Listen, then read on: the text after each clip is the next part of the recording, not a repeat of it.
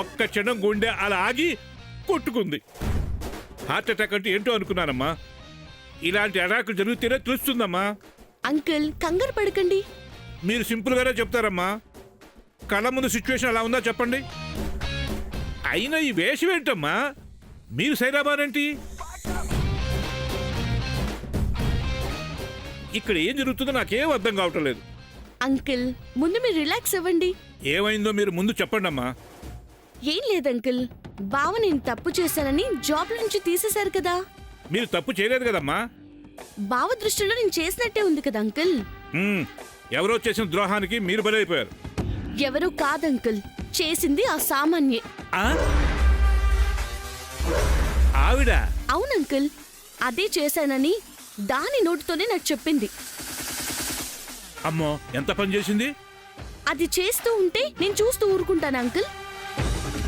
ఇంట్లో చేతులు కట్టుకుని కూర్చుంటే ఇక శామ్ గొప్పతనమే ఉంది. అందుకే అది ఇంట్లో ఉంటూ ఇక్కడ ఎవరి చేత డెమో మార్పించింది, దాని మనిషి ఎవరు, నేను రెడీ చేసిన ప్రాజెక్టు ఏమైంది, అన్ని విషయాలు తెలుసుకోవడానికే ఈ సైరా బాను వేషంలో వచ్చాను. అంటే ఇప్పుడు వరకు అన్ని సీన్లలో ఉన్నది తమరేనా? ఎస్ అంకుల్, నేనే. మీరు సమంత మేడం కాదనుకొని బాబు మీ విషయాలే మీకు చెప్తున్నాడు. చెప్పాల్సిందే చెప్తున్నారు కదా అంకుల్, తప్పే ఉంది. తప్పు లేదులేమ్మా. కానీ మీరు మాత్రం మీరు అనుకున్నది సాధించేంత వరకు కేర్ఫుల్గా ఉండాలమ్మా. డోంట్ వరీ అంకుల్, అన్నీ నేను అనుకున్నట్టే జరుగుతాయి. సామాన్య ఫెయిల్ చేసిన ప్రాజెక్ట్ని నేను మళ్ళీ సక్సెస్ చేస్తాను. నా వల్ల బావకి జరిగిన అవమానాన్ని గౌరవంగా మారుస్తాను.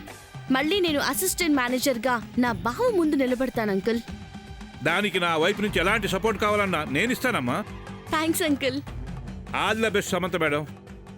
బీపీ టాబ్లెట్ వేసుకోలేదు, దాని ఇంకా తగ్గట్లేదు. వస్తారమ్మా.